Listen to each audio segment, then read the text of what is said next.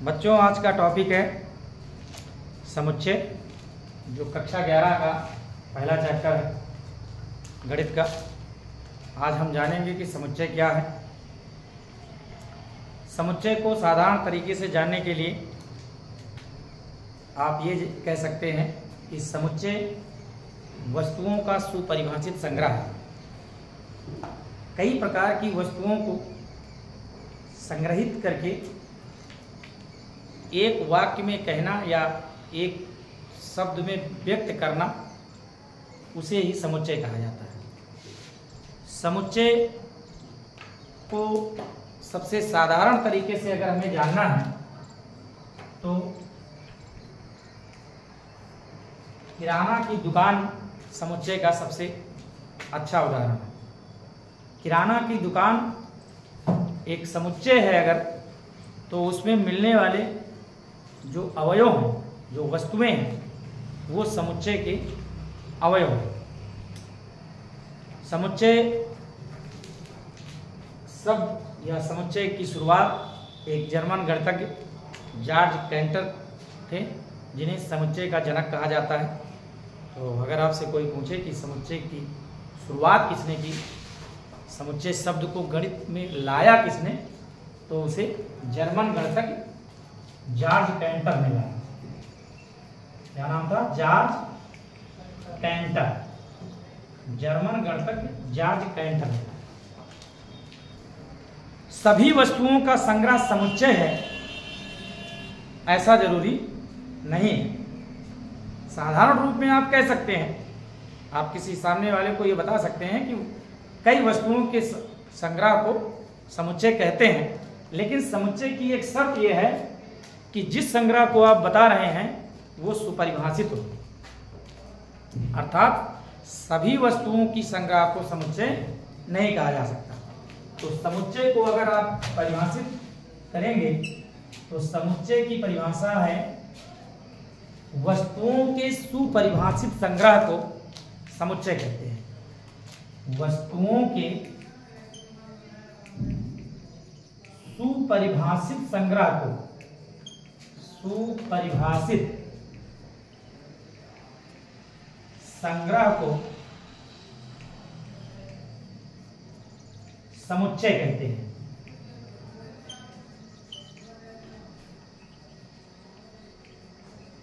अर्थात ऐसा कलेक्शन वस्तुओं का, ऐसी संग्रह जो सुपरिभाषित हो, सभी उसको मान्य करें, इस प्रकार की संग्रह को ही समुच्चय कहा जाता है। ऐसे संग्रह को समुच्चय नहीं कहते हैं जिसको सभी लोग मान्य नहीं कर रहे हैं। जैसे मान लीजिए कहा गया कि प्राकृतिक संख्याओं का समुच्चय, प्राकृतिक संख्याओं का समुच्चय। तो प्राकृतिक संख्याओं के समुच्चय का अर्थ हुआ कि प्राकृतिक संख्याएं 1, 2, 3, 4, 1 से लेकर के अनंत, ये सुपरिभाषित है। हर कोई इसे मान्य करता है कि 1 से लेकर के अनंत तक की संख्याओं को प्राकृतिक संख्याएं कहा जाता है। लेकिन कुछ ऐसे संग्रह हैं जिन्हें हर कोई मान्य नहीं करेगा। जैसे मान लीजिए कहा गया कि विश्व के सर्वश्रेष्ठ 10 बल्लेबाजों का समुच्चय। मान लीजिए आपसे कहा गया विश्व के सर्वश्रेष्ठ 10 बल्लेबाजों का समुच्चय।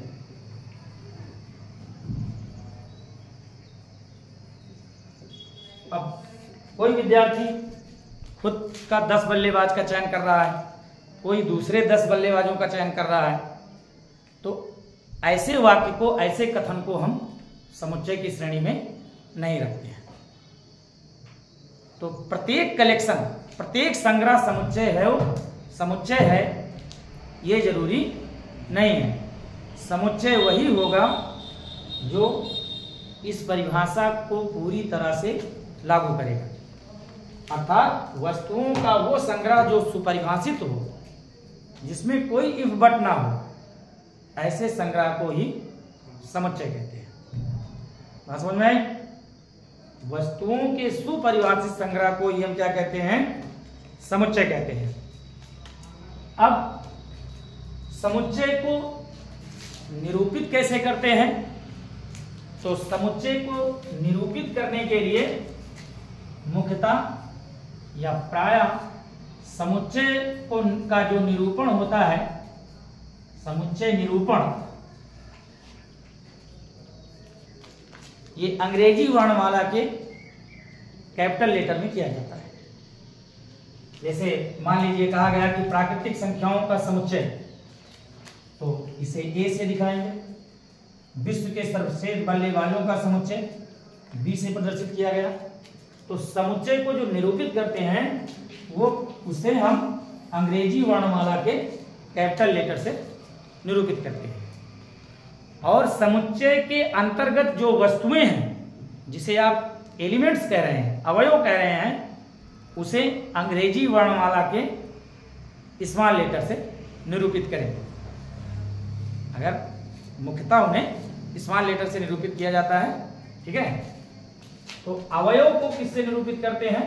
अवयव को प्रायः ए बी सी डी, या अंकों में है तो 1 2 3 4, या किसी वस्तु को बता रहा है, किसी नाम को बता रहा है, तो उनके नाम या वस्तु, ठीक।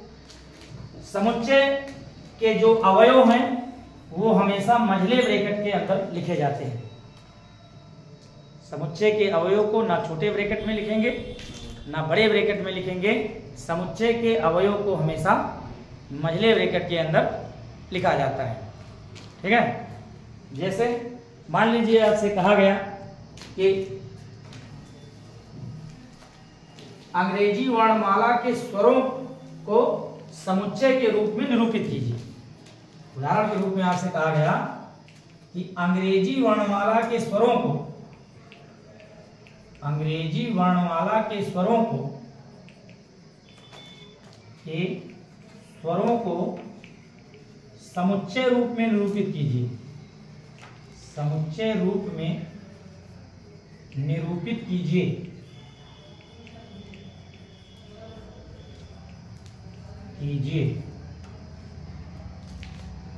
तो इसे समुच्चय के रूप में दिखाने के लिए, समुच्चय मान लीजिए समुच्चय ए है और इसके अंतर्गत जितने भी एलिमेंट्स हैं उनको हम मझले ब्रैकेट में लिखेंगे। तो हम जानते हैं अंग्रेजी वर्णमाला में ए आई ओ you, A I O you और ई, ए ई आई ओ यू। समुच्चय के एलिमेंट्स को आप आगे पीछे कहीं भी लिख सकते हैं। मान लीजिए कोई विद्यार्थी ऐसे ना लिख करके ए ई आई ओ यू लिख रहा है, कोई विद्यार्थी मान लीजिए ई ए आई ओ यू लिख रहा है, तो ये पूरी तरह से सही है। इसमें कोई क्रम या कोई सीरियल वाइज की नहीं, ए ई आई ओ यू ही होना चाहिए, नहीं तो गलत हो जाएगा, ऐसा नहीं है। आप अवयव को बता रहे हैं। जैसे किराने की दुकान पर आप गए, किराने की दुकान वाला से आपने उससे पूछा कि आपके पास क्या क्या वस्तुएं हैं, अर्थात क्या क्या अवयव हैं। वो कह रहा है नमक है, तेल है, मिर्च है, धनिया है। दूसरे दिन आप गए, आपके पास क्या क्या अवयव है, वो कह रहा है धनिया है, मिर्च है, नमक है, तेल है। तो अवयव को वो आगे पीछे कर केवल वो बता रहा है। तो ठीक उसी प्रकार हम इस समुच्चय के अंतर्गत जो अवयव को निरूपित कर रहे हैं उसमें क्रम मायने नहीं रखता। क्रम आप कैसे भी कह सकते हैं। कोई बच्चा ऐसे लिख रहा है, इसका उत्तर, कोई ऐसे लिख रहा है, कोई ऐसे लिख रहा है, सभी उत्तर सही है। ये ध्यान रखना है कि समुच्चय को निरूपित करते समय जो भी एलिमेंट्स लिखे गए हैं वो मझले ब्रैकेट के अंतर्गत लिखे जाएंगे और प्रत्येक अवयव के बीच में कामा लगा होना चाहिए, जिससे ये पता चले कि अवयव अलग अलग है। अब बात आती है कि समुच्चय का निरूपण कितने प्रकार से कर सकते हैं। तो समुच्चय का निरूपण मुख्य रूप से 2 प्रकार से कर सकते हैं। समुच्चय निरूपण, किसी समुच्चय को कैसे निरूपित करेंगे तो समुच्चय निरूपण को दो प्रकार से निरूपित किया जाता है। पहला है तालिका विधि या सूची विधि। पहली विधि है तालिका विधि या सूची विधि भी कहा जाता है इसको। और दूसरा है गुण विधि। किसी समुच्चय को निरूपित करने की दो विधियां हैं, तालिका विधि या सूची विधि, गुण विधि। इसे समुच्चय निर्माण विधि भी कहा जाता है, समुच्चय निर्माण विधि। और इसका एक नाम और है, इसे रोस्टर विधि भी कहा जाता है। तो हमें ये ध्यान में रखना है, आपको पहली प्रश्नावली में इस प्रकार के सवाल मिलेंगे। तालिका विधि से सूची विधि में, सूची विधि से तालिका विधि में समुच्चय को आप कैसे निरूपित करेंगे। तो समुच्चय निरूपण की दो विधियां हैं, तालिका विधि जिसे हम सूची विधि भी कहते हैं या रोस्टर विधि भी कहते हैं, दूसरा गुण विधि या समुच्चय निर्माण विधि। इन दोनों विधियों की जरूरत क्यों है? मुख्य रूप से इस विधि का प्रयोग हम तब करते हैं जब एलिमेंट्स परिमित हो अर्थात कम हो, और इस विधि का प्रयोग प्रायः तब करते हैं जब एलिमेंट्स की संख्या बहुत ज्यादा हो, अवयव की संख्या बहुत ज्यादा हो। ठीक है, तो चलिए एक एक को जानते हैं इसमें से उदाहरण से। तो पहला है तालिका विधि या सूची विधि या रोस्टर विधि। तो तालिका विधि का प्रयोग हम तब करते हैं जब समुच्चय में अवयवों की संख्या परिमित हो या बहुत कम हो या काउंटेबल हो या लिखने के योग्य हो, 4, 6, 10, 15। मान लीजिए आपसे कहा गया कि प्राकृतिक संख्या 1 से 1000 तक को समुच्चय रूप में दिखाइए, तो आप 1 से लेकर के 1000 तक की संख्या को लिखते रहेंगे। तो जब अपरिमित होता है या बहुत ज़्यादा संख्या में अवयव हैं तो उन्हें हम तालिका विधि में नहीं लिखते हैं या रोस्टर विधि में नहीं लिखते हैं। ठीक है ना। तो तालिका विधि के लिए उदाहरण आप जैसे मान लीजिए कहा गया कि समुच्चय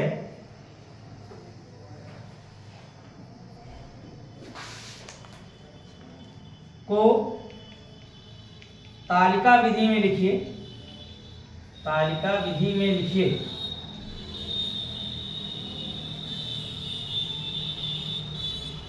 और आपको कथन दिया गया है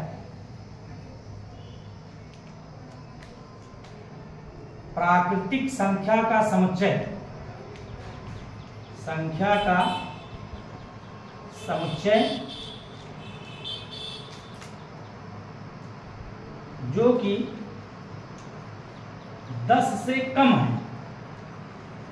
आपको मान लीजिए कथन दे दिया गया कि प्राकृतिक संख्या के समुच्चय को दर्शाइए, समुच्चय रूप में दर्शाइए जो संख्या 10 से कम हो, मतलब वो प्राकृतिक संख्या भी हो और वो संख्या 10 से कम हो। तो हम यहाँ लिखेंगे समुच्चय ए बराबर, समुच्चय को ए बी सी डी आप जो भी निरूपित करें, समुच्चय को हमेशा बड़े अक्षर में वर्णमाला अक्षर कैपिटल लेटर में लिखेंगे। और 1 2 3 4 5 6 7 8 9 आगे वो कह रहा है जो कि 10 से कम हो, मतलब हम 10 नहीं लिख सकते क्योंकि प्राकृतिक संख्या वो एक शर्त दे रहा है प्राकृतिक संख्या हो और साथ साथ वो 10 से कम हो। तो कुल मिलाकर के तालिका विधि, सूची विधि या रोस्टर विधि तीनों का मतलब एक है। इस विधि में हम समुच्चय को तब लिखते हैं जब समुच्चय में उपस्थित अवयवों की संख्या परिमित हो या बहुत कम हो। ठीक। अब दूसरा है गुण विधि या समुच्चय निर्माण विधि। गुण विधि या समुच्चय निर्माण विधि। गुण विधि या समुच्चय निर्माण विधि का प्रयोग हम तब करते हैं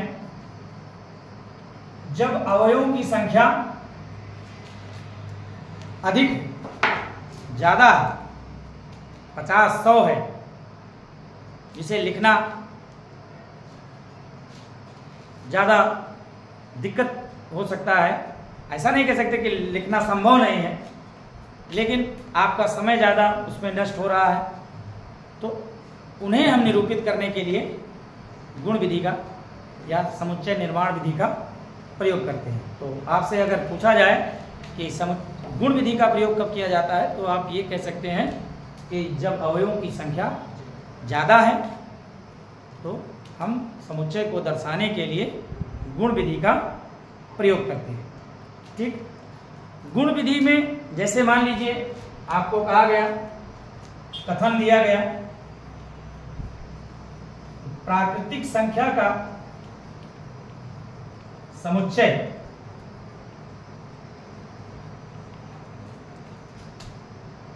जो कि 1000 से कम है, इसे समुच्चय रूप में लिखिए। प्राकृतिक संख्या का समुच्चय जो कि 1000 से कम है। तो अगर हमें इसे रोस्टर रूप में लिखना है तो हम प्रत्येक अवयव को मझले ब्रैकेट में दिखाएंगे। यहाँ कैसे प्रदर्शित करेंगे, तो यहाँ लिखेंगे a बराबर समुच्चय a बराबर मझला ब्रैकेट लगाएंगे यक्स, इसे पढ़ा जाता है सच दैट, इस सिंबल को पढ़ा जाता है सच that x such that x, x such that x. ये पहचानने का तरीका भी है। अगर आपको कहीं भी समुच्चय में ऐसा कुछ लिखा है तो आप तुरंत ये समझ जाइए कि ये जो भी कथन लिखा गया है या जो समुच्चय विधि दी गई है ये गुण विधि में लिखी है। X such that x, Hindi में आप ये कहेंगे कि यक्स इस प्रकार है। किस प्रकार है? X such that x, x elements है यन का, यक्स एलिमेंट्स है यन का, ये सिंबल है एलिमेंट्स का। एलिमेंट्स मतलब होता है अवयव, या आप बिलोंग्स टू भी कहते हैं इसको, इसको पढ़ा जाता है belongs to, belongs to. X such that x, x elements है यन का। अब बात आती है यन तो 1 से लेकर के अनंत तक है, लेकिन प्रश्न कह रहा है कि यन 1000 से कम है, तो आप यहां फिर कामा लगा करके लिखेंगे यन इज लेस देन 1000 और फिर इसे आप ब्रैकेट में बंद कर। इसी कथन को हम इस प्रकार लिखें।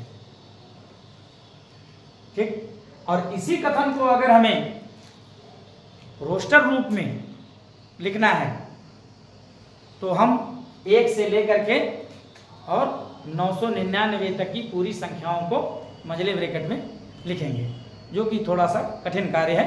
इसलिए हम तालिका विधि का प्रयोग ना करके यहाँ ऐसे कथन को लिखने के लिए, ऐसे समुच्चय को निरूपित करने के लिए गुण विधि का प्रयोग करते हैं। अब बात आती है कि बिलोंग्स टू पर थोड़ी सी चर्चा कर लेते हैं। किसी समुच्चय में जो अवयव हैं उन्हें प्रदर्शित करने के लिए, उन्हें अलग अलग बताने के लिए इस सिंबल का प्रयोग किया जाता है। जैसे आपसे मान लीजिए आपको दिया गया कि समुच्चय A बराबर, आपको प्रश्न में दिया गया है A बराबर 4, 8, 3, 5, ये मान लीजिए प्रश्न दिया गया है और आपसे पूछा गया कि क्या 8 और ये सिंबल दे दिया गया 1। प्रश्न आपसे यह जानना चाह रहा है कि क्या अवयव 8 समुच्चय A का अवयव है, तो 8 है इसमें, तो आप कहेंगे 8 एलिमेंट्स है A का, 4 एलिमेंट्स है A का, 3 एलिमेंट्स है A का, 5 एलिमेंट्स है A का। मान लीजिए आपसे कुछ इसी से रिलेटेड अलग पूछ लिया, उसने कहा कि क्या 10 एलिमेंट्स है A, तो नहीं, तो हम इसे एलिमेंट्स नहीं कहेंगे, अर्थात 10 जो है उस समुच्चय में नहीं दिख रहा है, तो इसे कहा जाता है नॉट एलिमेंट्स, और इसका प्रतीक है इस तरह, ठीक है। या इसे कहते हैं नॉट बिलोंग्स। क्या पढ़ा जाता है? Not belongs. इसे पढ़ा जाएगा 10 नॉट बिलोंग्स ए या 10 नॉट एलिमेंट्स ए। समुच्चय के जो अवयव समुच्चय में हैं उन्हें अलग अलग दिखाने के लिए इस सिंबल का प्रयोग करेंगे, और कोई अगर तीसरा अवयव जो समुच्चय में नहीं है यदि वो पूछा जाता है तो इस सिंबल का प्रयोग करते हैं। उदाहरण के रूप में, व्यवहारिक रूप में अगर जैसे कहा गया कि किराना एक समुच्चय है, किराना मतलब किराना की दुकान, और इसके एलिमेंट्स मान लीजिए नमक, तेल, धनिया, साबुन। मान लीजिए एक छोटी सी दुकान है, वो 4 चीजों को रखा है। आपसे पूछा गया कि क्या तेल एलिमेंट्स किराना, तो आप कहेंगे हाँ, किराने की दुकान पर तेल मिलेगा, ठीक। मान लीजिए आपसे कोई पूछ रहा है कि क्या दवा मेडिसिन एलिमेंट्स किराना, तो ये गलत है। तो यहां पर सिंबल होगा ये, दवा जो है वो नॉट एलिमेंट्स किराना, अर्थात किराने की दुकान पर दवा नहीं मिलेगी, ठीक है। या किराने से ही जुड़ी हुई कोई तीसरी चीज, मान लीजिए आपसे पूछा गया कि जूता एलिमेंट्स किराना, तो सामान्यतः किराने की दुकान पर जूता नहीं मिलता है, तो आप कहेंगे नॉट एलिमेंट्स। तो एलिमेंट्स का मतलब हुआ कि उस समुच्चय में वो अवयव है तो इस सिंबल का प्रयोग, और अगर नहीं है तो, अगर है तो इस सिंबल का, और अगर नहीं है उसमें तो इस सिंबल का। इसको कहते हैं एलिमेंट्स, नॉट एलिमेंट्स, या बिलोंग्स टू, नॉट बिलोंग्स, ठीक। तो इतनी चीजों को आप विशेष रूप से ध्यान रखेंगे। इसके आगे आपकी पहली प्रश्नावली है, प्रश्नावली 1.1, जिसको हम आगे चर्चा करेंगे।